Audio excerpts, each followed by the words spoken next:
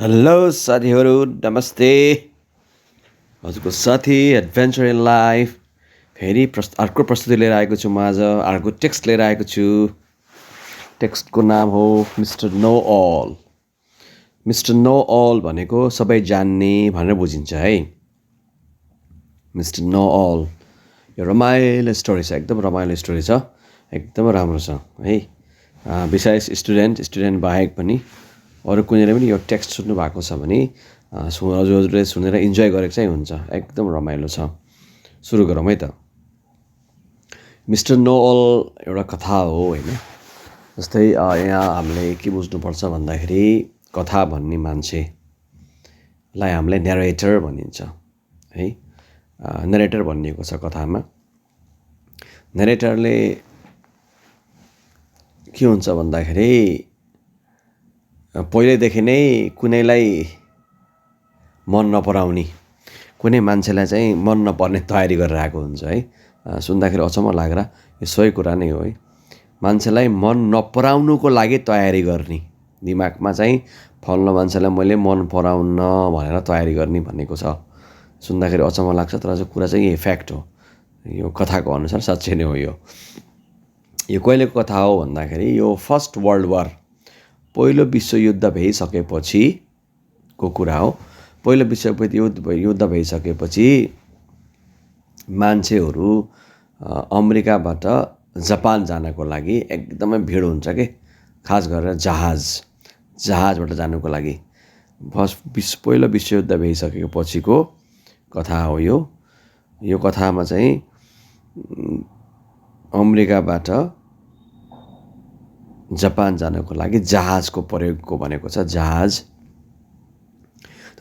यति भिड हुन्छ, मान्छेको यति घुइँचो हुन्छ कि है, टिकट पाउनु त कुरै छोडिदेऊ। टिकट पाउनु त कुरै छैन कि, यहाँ त गाह्रै छ। टिकट पाउने त कुरा, आफूले मन पराएको सिट पाउनु त छोडिदेऊ, टिकट पाउनु कति गाह्रो के, धौधौ नै हुने, यति भिडभाड। तर narratorले के भनेको छ भन्दाखेरि कसो गर्दाखेरि उसले एजेन्टसँग चाहिँ कन्ट्याक्ट गरेर चाहिँ राम्रो सिट पायो भनेको छ है। बर्थ भनेको छ, BERTH, क्याबिन, एउटा क्याबिन पायो भनेको छ। र त्यो क्याबिनमा चाहिँ दुईजना बस्ने क्याबिन हुन्छ। एउटा ऊ आफू भयो narrator र अर्को चाहिँ उसले नचिनेको व्यक्ति। र नचिनेको व्यक्तिको चाहिँ नाम थाहा पाउने बित्तिकै narratorलाई चाहिँ मन पर्दैन के। उसले के भन्छ भन्दाखेरि पछिबाट भनेको छ स्मिथ, कुनै अङ्ग्रेजी नाम भएको भए अथवा अमेरिकानै अथवा युरोपियन भएको भए मन पर्थ्यो होला, तर चाहिँ त्यो नाम सुन्ने बित्तिकै मन परेन भन्छ। त्यो नाम के हुन्छ भन्दाखेरि मैक्स क्लेडा है। मैक्स क्लेडा भन्ने नाम हुन्छ। नाम सुन्ने बित्तिकै उसलाई मन पर्दैन भन्छ स्टोरीमा, त्यो भनिएको छ। मान्छे भेटेको पनि छैन है उसले, त उसले चाहिँ जान्छ भित्र होइन। आफ्नो ठाउँ त हेर्नु पऱ्यो नि त, बस्ने ठाउँ कस्तो छ भनेर त्यो जान्छ। भित्र पसेर चाहिँ उसले मान्छे हुँदैन, तर उसले के देख्छ भन्दाखेरि जोसँग उसले त्यो क्याबिन सेयर गर्दैछ नि, त्यो मान्छेको चाहिँ कपडाहरू सामानहरू देख्छ क्या। त्यहाँ चारैतिर लेबल स्टिकर चिप्काएको छ भनेको छ कि। उसको लुगाहरू होइन, उसको लुगाहरू त्यहीँ देख्छ उसले। देख्ने बित्तिकै उसलाई मन पर्दैन भनेछ। लुगाहरू त्यहीँ हुन्छ। लुगाहरू जस्तै उसले हेयर क्रिम होइन, हेयर क्रिम भनेको छ, हेयर क्रिमहरू लगाउने। त्यसपछि उसको टोयलेटको सामानहरू यस्तो भनेको छ स्टोरीमा भनेअनुसार। उसलाई चाहिँ उसलाई ठ्याक्कै मनै पर्दैन क्या त्यो देख्ने बित्तिकै। त्यसपछि ऊ चाहिँ स्मोकिङ रुममा जान्छ कि। स्मोकिङ रुम छुट्टै जहाजमा चाहिँ स्मोकिङ रुममा जान्छ। त्यो जाने बेलामा स्मोकिङ रुममा गइसकेपछि ऊ स्मोकिङ गरेर आइसकेपछि त्यहाँ टेबलमा बसेर कार्ड खेल्ने कुरा गरेको हुन्छ क्या उसले, पत्ती तास एक्लै। त्यसबाट एउटा मान्छे ठ्याङ्ग्याङ्ग आएर उभिन्छ क्या अगाडि, यसो आएर उभिएर चाहिँ उसले भन्छ म मैक्स क्लेडा हो, म हजुरसँग चाहिँ कोठा सेयरिङ गर्दैछु, हजुरलाई थाहा छ कि नाइ भन्छ त्यो मान्छेले। त्यसपछि यसो हेर्छ narratorले, यसो हेर्छ, आई थिङ्क भन्छ। आई थिङ्क भनेको अर्थ के भन्दाखेरि हो पनि भन्नुहुन्थ्यो नि त होइन, तर आई थिङ्क भन्छ। आई थिङ्क भनेको होला भन्छ। केलाई होला भन्छ भन्दाखेरि उसलाई पहिलेदेखि नै मन परेको छैन त्यो मान्छेलाई, नभेट्दै मन परेको छैन। अब उसलाई भेट्यो है, उसलाई भेटेपछि भन्छ त्यसपछि कुरा गर्छ होइन, दुइटाको कुरा हुन्छ। कुरा भइसकेपछि के खाने भन्छ के मिस्टर म्याक्स क्लेडाले, के खाने भन्छ। नेरेटर दङ्ग पर्छ। केलाई भन्दाखेरि एक त वर्ल्ड वार पछिको यात्रा भइरहेको छ, जहाजमा खाने जे पाए त्यही खानु पाइन्न, प्रतिबन्ध लगाएको छ, यसले खाने भन्छ भने दङ्ग पर्छ क्या हो। त्यसपछि उसले के गर्छ भन्दाखेरि आफ्नो हिप पकेट्सबाट के हिप उसको प्यान्ट्स लगाएको चाहिँ गोजामा प्यान्ट्स लगाएको जुन प्यान्ट्स लगाएको हुन्छ नि त्यो प्यान्ट्समा चाहिँ गोजा हुन्छ क्या उसको, गोजाबाट निकाल्छ क्या लिक्वायर्सहरू वाइनहरू निकाल्छ। के खाने भन्छ। त्यसपछि राइटरले भन्छ मैले यो खाने भन्छ, मार्टिनी के भन्छ। त्यसपछि खान्छ भनौँ न। खानेपछि त्यो उसले कुरा गर्छ क्या, उसले गेम्सको बारेमा कुरा गर्छ, पोलिटिक्सको कुरा गर्छ, धेरै कुरा गर्छ उसले म्याक्स क्लेडाले कुरा गर्छ। त्यसपछि उसलाई चान्सै दिएन कि कुरा गर्नलाई। त्यसो कुरा गरेर घुमाइ फेरि आफ्नै कुरा गर्छ उसले। त्यही भएर त्यसको नाम चाहिँ मिस्टर नो अल राखिदिएको हुन्छ कि सबैले उसलाई मिस्टर नो अल भनेर राखेको हुन्छ। र जहाजमा उसलाई कसैले पनि मन पराउन भनिएको छ। जहाजमा कसैलाई मन पराउन भन्छ ल त जहाजको आधा मान्छेले त उसलाई चिनिसक्यो। जहाजको आधा मान्छेले त उसलाई चिनिसक्यो कस्तो भएन, मन पराउन थाहा छ। उसलाई त थाहा छैन। फेरि ऊ त खुसी हुन्छ, बक्ख पर्छ। मिस्टर नोअल भनेको ऊ खुसी हुन्छ। ऊ त हो मलाई प्रशंसा गरे होला भनेर ऊ खुसी हुन्छ कि ऊ खुसी हुन्छ। Any time anywhere he is there. जता नेरेटर जान्छ नि त्यो जान्छ। नेरेटर फेरि वाक्क परेको हुन्छ किनभने त्यो मान्छेसँग अब त 2 विक्स बिताउनु पऱ्यो नि त। 2 विक्स 14 डेज एउटै टेबलमा खाना खान्छ, सँगै बस्नु पऱ्यो होइन। अब पल्तिर सुत्नु पऱ्यो। त झिझो लाग्छ कि उसलाई। तर उपाय छैन, विकल्पै छैन। मन नपराउने मान्छेसँग यहाँ के देखाउन खोजेको छ भन्दाखेरि मन नपराउने मान्छेसँग पनि मान्छे कसरी बस्नुपर्छ भन्ने खाले एउटा हामीले लिन सकिन्छ यो स्टोरीबाट होइन। बस्नु पऱ्यो नि त, 2 विक्स बस्नु पऱ्यो, एउटै टेबलमा खाएँ, एउटै कोठा सेयर गरेर सुत्यो भनेको छ कि यहाँ नेरेटरले। उसलाई कसैले मन पराउन्न। तर हि इज नट वान्टेड है, he is not wanted but he never realized that he is not wanted. Mister Noel के म्याक्स क्लेडा मिस्टर नोअल भनिएको छ कि त्यो चाहिँ उसले सबै कुरा जान्ने कुरा गर्छ कि। त उसको एउटा हेबिट के हुन्छ भन्दाखेरि घुमाइ फिराइ चाहिँ कुरा आफूतिर ल्याउने के। अरूले केही कुरा गरेछ भने जान्दैन भने चुप्पाएर नसुन्ने, ऊ जान्ने हुने र घुमाइ फिराइ आफूतिर ल्याउने, आफूतिर ल्याएर आफ्नै कुरामा टुङ्ग्याउने, त्यस्तो खाले मान्छे हुन्छ यो होइन। त्यो चाहिँ मान्छे अब मन नपराए पनि के हुन्छ, ऊ हिँडिरहेछ, ऊ सबैलाई थाहा छ। त्यो स्टोरीमा चाहिँ एक क्रममा के हुन्छ त ट्विस्ट आउँछ है। स्टोरीमा चाहिँ ट्विस्ट आउँछ, कहानीमा ट्विस्ट भन्छु मैले।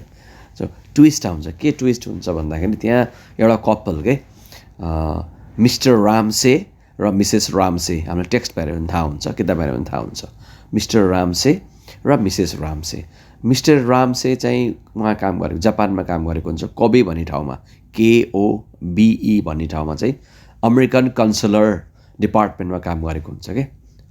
रामसेले चाहिँ जापानमा कोबे भन्ने ठाउँमा, KOBE भन्ने ठाउँमा अमेरिकन कन्सुलरमा काम गरेको हुन्छ है। अहिले ऊ जापान जाँदैछ। केलाई भन्दाखेरि उसको वाइफ चाहिँ न्युयोर्कमा हुन्छ कि। 1 वर्षदेखि न्युयोर्कमा बसिरहेको हुन्छ र ऊ चाहिँ आफ्नो वाइफलाई लिन जान्छ कि। वार पछि आफ्नो वाइफलाई लिएर अहिले फर्कदै गरेको हुन्छ मिस्टर र Mrs Ramsay. Mrs Ramsay simple women भनेको छ, सिम्पली ड्रेस्ड। अब त्यति कमाउने खाले मान्छे पनि हुन्न। मिस्टर रामसे चाहिँ त्यति कमाउने खाले मान्छे हो, त्यति पैसावाला जागिर होइन कि त्यो, अलिकति पैसा कम नै हो। त्यसले गर्दा पनि होला उसको वाइफ चाहिँ न्युयोर्क बसेको, एक्लै बसेको बुढाबुढी भन्ने खाले हामीले एउटा एज्युम गर्न सकिन्छ। त्यसपछि त्यही बेलामा के हुन्छ भन्दाखेरि मिसेस रामसेको घाँटीमा चाहिँ मोतीको माला हुन्छ कि, पर्ल भन्छ इङ्ग्लिसमा होइन। मोतीको माला हुन्छ। मोतीको माला हुँदाखेरि त्यहाँ डिनर खाने बेला हुन्छ कि। Narrator mister Ramsay, Mrs Ramsay र मिस्टर नोअल अथवा म्याक्स क्लेडा यिनी सँगै बसेर चाहिँ खाना खाने बेलामा यसो उसको आँखा चाहिँ उहाँ जान्छ कि। उसको आँखा चाहिँ मिसेस रामसेको घाँटीमा जान्छ। उसले लगाइरहेको हुन्छ घाँटीमा मोतीको माला लगाइरहेको हुन्छ क्या मिसेस रामसेले। त्यसपछि मिस्टर नोअल त अब हामीलाई थाहै छ, जहाँ जे विषयवस्तु पनि बोल्ने, जे पनि आउने गरेर बोल्ने। त्यसपछि उसले चाहिँ के कुरा गर्छ भन्दाखेरि जापानमा चाहिँ ऊ जाँदैछ। उसले पर्ल बिजनेस के, मोतीको बिजनेस सम्बन्धी मोतीको बिजनेस सम्बन्धी उसलाई थाहा छ, त्यो सम्बन्धी नै ऊ जाँदैछ जापान भनेर भन्छ के। त्यसपछि यो मिसेस राम्सेले लगाएको मोतीको माला त एक दिन साँझ चाहिँ के हुन्छ भन्दाखेरि खाना खाने बेलामा होइन mister Ramsay, Mrs Ramsay, narrator र मिस्टर नोअल अथवा मैक्स क्लेडाहरू चाहिँ खाना डिनर गर्ने बेलामा चाहिँ पर्ल्सको कुरा गर्छ क्या। पर्ल्स भनेको मोतीको कुरा हुनु गर्छ होइन।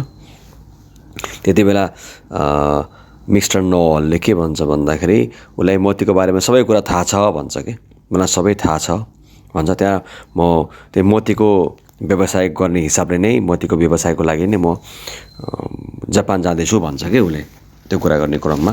त्यसपछि उसले मिसेस राम्सेको घाँटीमा मोतीको माला देखाउँदै भन्छ, के भन्छ भन्दाखेरि मैले यो मोतीको मालाको दाम चाहिँ ठ्याक्कै भनिदिन्छु भन्छ के भन्छ भन्दाखेरि मैले मोतीको मालाको दाम ठ्याक्कै भनिदिन्छु भन्छ। मिसेस राम्सेको घाँटीमा मोतीको माला देखाउँदै भन्छ, पोइन्टिङ गर्दै भन्छ होइन। उसले के भन्छ भन्दाखेरि it cost $30,000 if it was but in New York भन्छ। यो न्युयोर्कमा किनेको भए पनि यो पक्कै पनि $30,000 पर्छ भन्छ। त राम्सेले के भन्छ भन्दाखेरि होइन, यो त सस्तो हो, यो $18 को मात्रै हो भन्छ।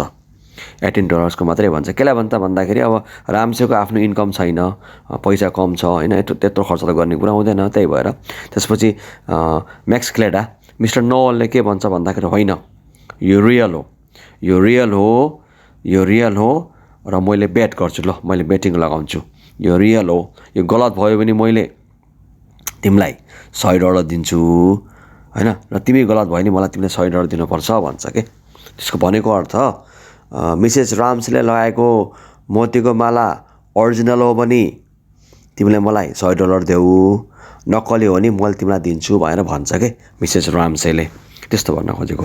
त्यही भएर त्यो के हुन्छ भन्छ। त्यसपछि मिसेस राम्सेलाई लो तिम्रो माला निकालेर देऊ त भन्छ के मिस्टर राम्सेले। तर मिसेस राम्सेले चाहिँ मन नलागी दिन्छ के, उसले फुकाएर के घाँटीबाट चाहिँ निकालेर दिन्छ।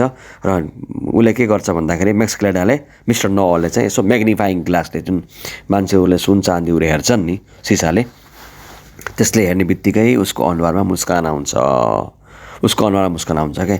मिस्टर नोअल मैक्स क्लेडाको अनुहारमा मुस्कान आउँछ। केलाई मुस्कान आउँछ भन्दाखेरि मोती चाहिँ ओरिजिनल हो, मैले $100 पाउने भयो भनेर सोध्छ क्या उसले। त्यति बेलामा उसको अनुहार, उसको आँखा चाहिँ मैक्स क्लेडाको आँखा चाहिँ मिसेस राम्सेको अनुहारमा जान्छ के। मिसेस राम्सेको अनुहार त पुरै चेन्ज भइसकेको हुन्छ, धन्नैले फेन्ट भएको हुन्न के। त्यति बेला मैक्स क्लेडाले मिस्टर नोअल चाहिँ झुट बोल्छ, म त झुक्किएछु, यो त नक्कली हो, ल म त हारेँ भनेर चाहिँ उसले के गर्छ भन्दाखेरि $100 चाहिँ उसलाई दिन्छ कि मिस्टर राम्सेलाई दिन्छ। त्यसपछि एभ्रिबडी मेड फन अफ क्लेडा भनेको छ है। त्यसपछि चाहिँ मैक्स क्लेडाको चाहिँ पुरै खिल्ली उडायो, मान्छेले खिल्ली उडायो भनेको छ। $100 जित्ने भयो भनेर खुसी हुन्छ के हो।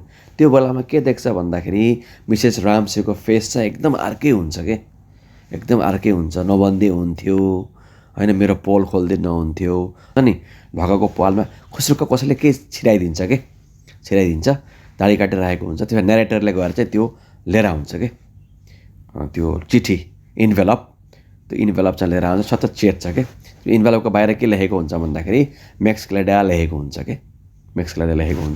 त्यो लिफाफा चेतेपछि हेर्छ, त्यो $100 चाहिँ ब्याक गरिदिएको हुन्छ कि, $100 चाहिँ ब्याक गरिदिएको हुन्छ भनेर $100 चाहिँ फिर्ता गरिदिएको हुन्छ कि, त्यहाँ फिर्ता गरिदिएको हुन्छ। त्यसपछि नेरेटरले सोध्छ के मैक्स क्लेडालाई, मिस्टर नोअललाई सोध्छ के मोती असली थियो र भन्छ के, मोती असली थियो र भन्छ। त्यसपछि उसले के भन्छ थाहा छ, मोती असली थियो नक्कली थियो पनि भन्दैन, उसले यस्तो भन्छ, के भन्छ भन्दाखेरि मेरो यति राम्रो वाइफ भएको भए मैले उसलाई चाहिँ न्युयोर्कमा छोडेर म एक्लै जापान बस्ने थिएन भनेर भन्छ के। त्यो भएर कथा भइन्छ। यसको अर्थ के हो भन्दाखेरि त्यो मोती चाहिँ असली हुन्छ होइन, मोती असली हुन्छ। त्यसपछि उसले चाहिँ अब उसको वाइफ चाहिँ जे होस् किन भन्दाखेरि मिस्टर रामसेको त अर्निङ त राम्रो हुँदैन, त्यति पैसा त्यति महँगो त किन्नु सक्दैन नि मोती त उसले त। त्यही भएर मिस्टर न्युयोर्कमा बसेको बेलामा उसले किन्यो कि अवैध सम्बन्ध थियो कि भन्ने खाले कुरा बुझिन्छ। यसको अर्थ एउटा हामीले के देख्न सकिन्छ भन्दाखेरि मिस्टर नोअलले चाहिँ अरूको पारिवारिक जीवन बचायो कि, मिस्टर रामसे र मिसेस रामसेको म्यारिज लाइफलाई बचायो भनेर बुझ्न सकिन्छ। त्यो थाहा हुने बित्तिकै नेरेटरले सुरुमा चाहिँ I was preparing to dislike Max Kelada भनेको थियो नि होइन, तर स्टोरी एन्ड भएपछि के भनेको छ भन्दाखेरि he did not entirely dislike Max Kelada भनेको छ कि, I did not entirely dislike भनेको छ स्टोरी एन्डिङमा। त्यसरी देखाउन खोजेको छ यहाँ मिस्टर नोअल गफाडी भए पनि जे भए पनि उसले चाहिँ अरूको जीवन बचायो होइन, उनको म्यारिज लाइफ मिस्टर र मिसेस रामसेको म्यारिज लाइफ बचायो। त्यही भएर अन्डर एस्टिमेट चाहिँ गर्नुहुन्न। त्यो पनि भयो, अर्को चाहिँ धेरै गफ पनि गर्नुहुन्न भन्ने खाले गफाडी भयो नि मान्छेले पत्ताउन, तिमीले सत्य कुरा भयो नि पत्ताउन भन्ने खाले कुरा गरेको छ। यही नै हो स्टोरी है। ल मन पऱ्यो भने साथीहरूसँग सेयर गर्ने, कमेन्ट गरिदिनु होला र comments are very important for me. ल enjoy your life, thank you.